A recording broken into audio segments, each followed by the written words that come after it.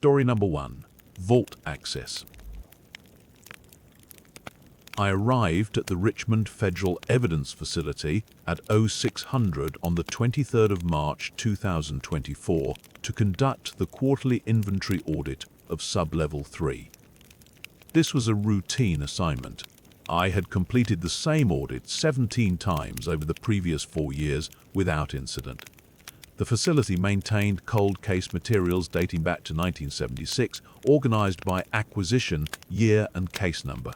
My responsibility was to verify container integrity, update environmental logs, and document any seal degradation for replacement scheduling. Sub-Level 3 held approximately 4,000 containers in climate-controlled storage. The temperature was maintained at 62 degrees with 40% humidity. I began my inspection at row 7, working methodically through the alphanumeric sequence as outlined in the standard audit protocol. Each container received a visual inspection, a seal integrity check, and a barcode scan to confirm chain of custody documentation matched the physical inventory. At approximately 0830, I observed that evidence container 774B was producing condensation along its upper seal. This was unusual.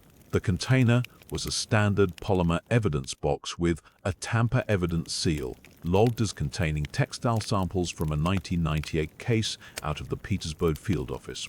I noted the anomaly in my tablet and proceeded with a closer inspection.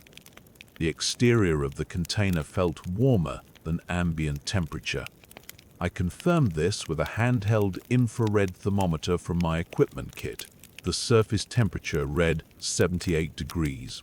I documented the temperature differential and consulted the protocol manual. Environmental seal failure was listed as a Category 2, concern requiring immediate supervisor notification and container quarantine. I used the wall-mounted phone at the end of row 7 to contact my supervisor. When I lifted the receiver, I heard a steady tone that did not match the normal dial pattern of our internal system. It was a single, unbroken note, consistent in pitch and volume. I replaced the receiver and tried again. The tone continued. I returned to container 774B and followed the secondary protocol for seal failure. I photographed the container from 4 angles, then carefully broke the tamper seal to inspect the contents. The textile samples inside were damp. They felt warm to the touch, noticeably warmer than the container exterior. The samples had been vacuum sealed in clear plastic evidence bags according to the documentation. The bags were intact, but moisture had accumulated inside them. I also observed what appeared to be fresh soil deposits on several of the textile pieces. The case file indicated these materials had been vacuum sealed for 26 years. I resealed the container with a temporary evidence tape and marked it for quarantine. I proceeded to inspect the adjacent containers in row 7. Container 774C exhibited similar condensation, so did 774D. I expanded my inspection to the entire row. By 0915, I had identified 11 containers with visible condensation and elevated surface temperatures.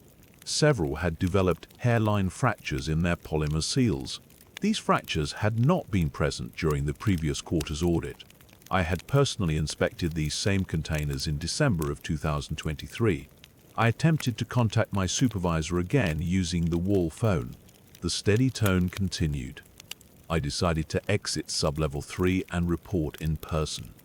The facility had 2 exit points from Sub-Level 3, a freight elevator and an emergency stairwell. I walked to the elevator and pressed the call button. The indicator light did not illuminate. I pressed it 4 more times. The elevator did not respond. I proceeded to the emergency stairwell at the opposite end of the storage floor. The door was a standard fire-rated model with a push-bar release mechanism. I pushed the bar. The door did not open. I examined the frame and observed that the bolt was fully retracted, indicating the mechanism was functioning, but the door would not move. I applied sustained pressure. The door remained fixed. fire code required that emergency stairwell doors allow interior access at all times without exception. I returned to row 7 and continued documenting the affected containers. I had my equipment kit, my tablet, and approximately 6 hours of battery life on my flashlight. The overhead lighting in sub-level 3 remained functional. I had no immediate safety concerns. My protocol training emphasized documentation and calm adherence to procedure during irregular situations. Over the next 40 minutes, the condensation spread. By 10:00, 37 containers across rows 7, 8, and 9 were affected. The condensation appeared as a fine mist on the container surfaces, heaviest along the seal lines. The temperature differentials ranged from 8 to 15 degrees above ambient. I photographed each container and logged the progression in my tablet. The spread pattern was not consistent with any environmental system failure I had encountered in 12 years of evidence management. At approximately 10:45, I noticed the condensation had stopped spreading. The 37 affected containers continued to produce moisture, but no additional containers showed symptoms. I monitored the situation for the next 3 hours. The condensation remained stable. At 14:15, it ceased entirely. The moisture evaporated rapidly, leaving the container surfaces dry within minutes. The surface temperatures returned to ambient. I tested the elevator again at 14:20. The call button illuminated. The elevator arrived within 30 seconds. I rode to ground level with my equipment kit and documentation tablet. When the doors opened, my supervisor was waiting in the receiving area with 2 individuals I did not recognize. They wore standard business attire with no visible identification. My supervisor asked me to surrender my tablet and all documentation related to the sub-level 3 audit. I complied. One of the individuals took my equipment kit as well. They did not provide a receipt or chain of custody form. My supervisor instructed me to go home and await further contact. I was not to discuss the audit with anyone. I left the facility at 14:40. I received a phone call at my residence that evening, informing me I had been placed on administrative leave pending review. No specific review process was described. I remained on leave for 3 weeks. On the 16th of April, I received transfer orders to a document processing position at the Alexandria field office. The transfer was listed as a lateral reassignment with no change in grade or salary. I reported to Alexandria on the 22nd of April. My new duties involved digitizing archived case files from the 1980s and 90s. I have had no further contact with the Richmond facility.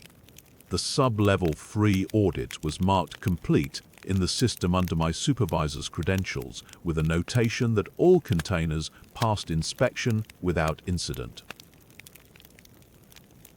Story number 2, Observation Post.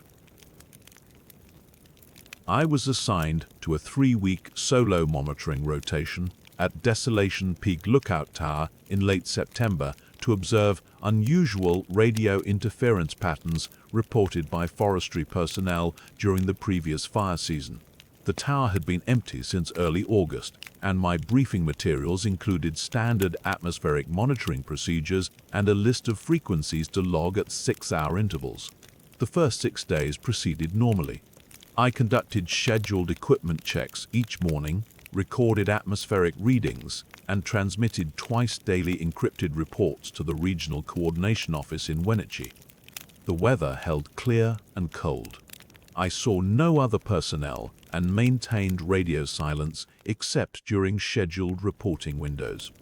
On the 7th night, at approximately 2200 hours, I logged a signal that repeated every 11 minutes on a frequency outside our standard monitoring range.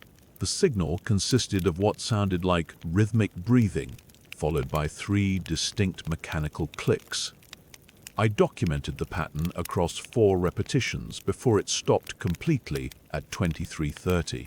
I followed protocol and requested technical support through the encrypted channel during my morning report.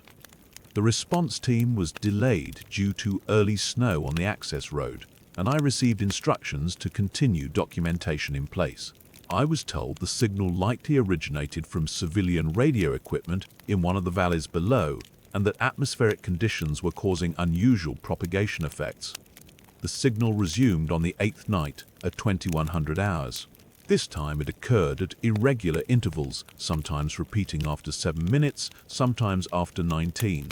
I noticed that the signal appeared to stop completely when I remained still at the monitoring desk and resumed when I moved toward the western windows.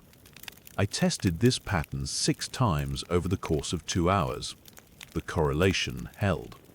I documented this observation in my log but did not include it in my evening report. I was uncertain whether the pattern represented actual signal behavior or confirmation bias on my part. On the 9th night, I set up additional recording equipment to triangulate the source. The breathing pattern began at 2000 hours. I moved systematically through the tower, checking each piece of equipment while the recorders ran. All external antennas showed normal function. All cable connections were secure. I found no local interference sources. When I reviewed the recordings, the timestamps showed the signal was being logged by my equipment as originating from inside the tower itself. The directional antenna array, which should have pointed toward an external source, showed maximum signal strength when aimed at the interior northwest corner of the observation room. I recalibrated all equipment on the 10th day. I checked every connection twice. I ran diagnostic sequences on the receiver array and confirmed all components were operating within normal parameters. The equipment was functioning correctly. On the 10th night, the signal began at 1945. I stood in the center of the room and did not move. The breathing pattern continued for 43 minutes without interruption. When I took 3 steps toward the northwest corner, the 3 mechanical clicks followed immediately, and the breathing stopped. I made the decision to disable the primary monitoring array and switch to handheld backup equipment. This violated standing orders, but the contamination of baseline data made continued use of the primary system untenable. I documented this decision in my personal log, but did not transmit it during my scheduled report. Using the handheld equipment, I was unable to detect the signal at all. I spent the 11th day checking the primary array again. I found no malfunction. That night, I reactivated the primary system. The signal resumed at 2000 hours. I decided to physically inspect the northwest corner of the observation room. The floorboards in that section were original to the tower's construction in 1953. I removed 6 boards using the maintenance toolkit and examined the space beneath with a flashlight. A previous operator had left unmarked equipment in the crawl space.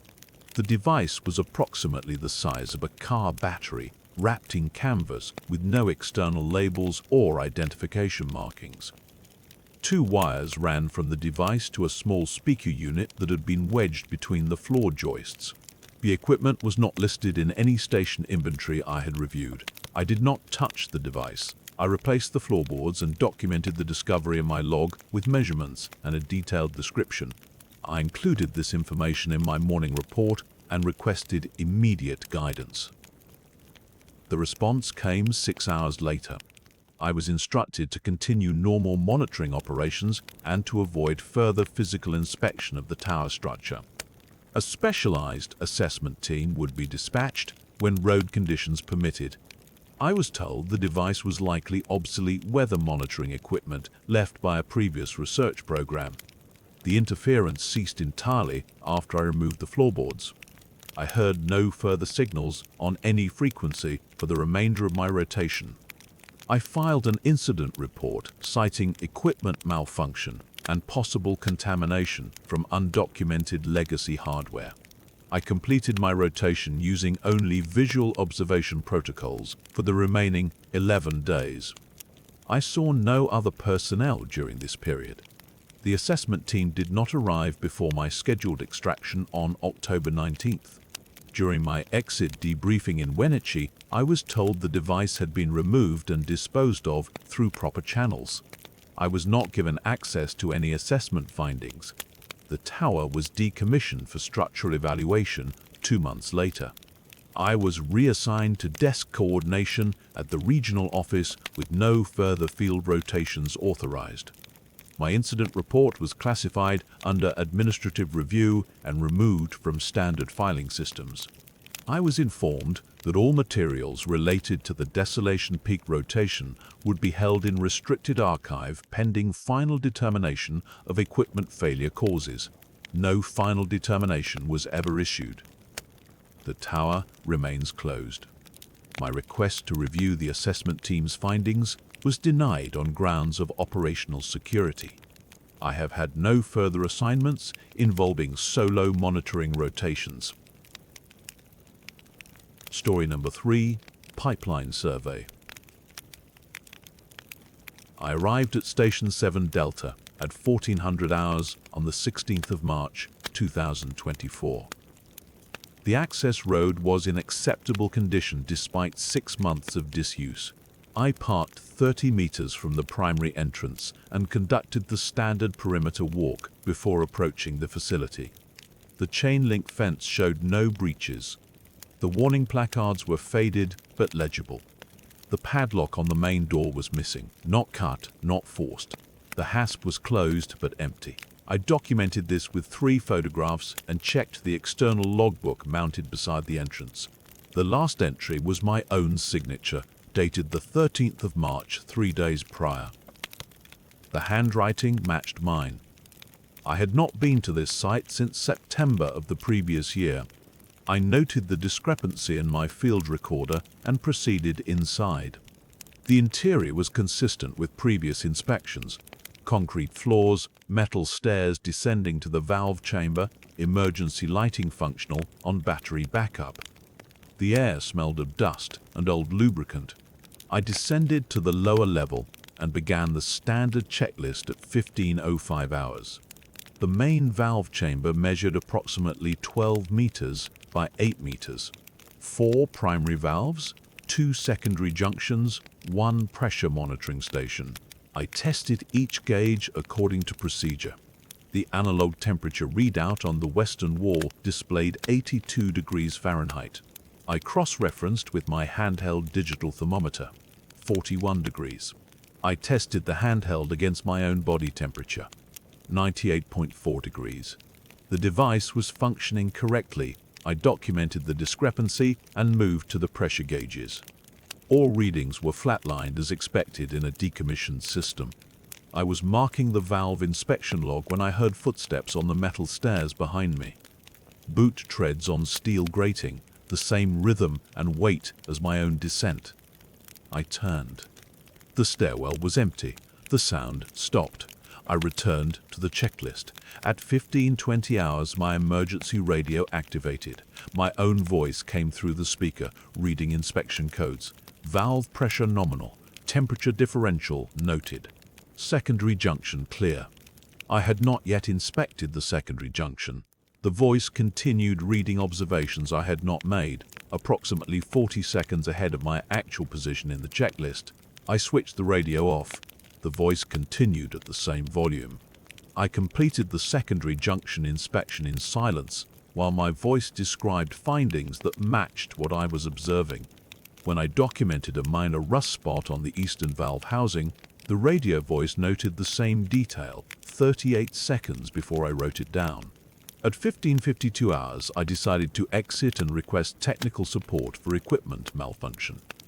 I climbed the stairs to the main level and walked directly toward the entrance. The corridor was straight, approximately 20 meters, with the exit door visible at the far end. I maintained visual contact with the door while walking forward. After 37 paces, I found myself entering the valve chamber from the southern access corridor, opposite from where I had exited. I returned to the stairs and repeated the attempt. Same result. I tried the emergency exit on the lower level. I walked through the door, followed the exit tunnel for what I counted as 112 steps, and emerged into the valve chamber through the northern maintenance hatch. I sat down on the floor in the center of the chamber at 16:09 hours. I placed my clipboard, radio, and thermometer in front of me. I stopped moving. The radio voice had ceased when I stopped following the checklist. I documented observations without changing position. The analog temperature gauge read 82 degrees. My handheld read 41 degrees. I held the handheld at arm's length toward the gauge. 41 degrees. I set it on the floor. 41 degrees. I did not move for 1 hour. At 17:10 hours, the analog gauge dropped to 74 degrees. My handheld rose to 49 degrees. I continued sitting. At 17:28 hours, both devices read 63 degrees. At 17:36 hours, both read 57 degrees and remained stable. I stood.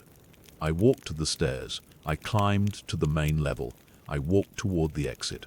After 22 paces, I reached the door. I opened it and stepped outside. The sun was low. My vehicle was 30 meters away, exactly where I had parked it. I completed the inspection report in my truck. I noted minor temperature gauge malfunction and recommended recalibration during the next scheduled maintenance. I submitted a request to change Station 7 Delta from quarterly to biannual inspection status due to consistently nominal findings and low priority classification. I drove back to the regional office and filed the paperwork at 19:45 hours. I did not mention the logbook signature, the footsteps, the radio transmission, or the spatial inconsistency. I listed equipment malfunction as the primary finding requiring follow-up. On the 22nd of March, I received notification that Station 7 Delta had been reclassified to indefinite administrative hold. No explanation was provided. The facility was removed from active inspection rotation. On the 24th of March, I was reassigned to coastal infrastructure inspection, effective immediately. My new territory covers offshore platform monitoring from Corpus Christi to Galveston. I have not returned to West Texas. Station 7 Delta remains on administrative hold. The file is marked complete.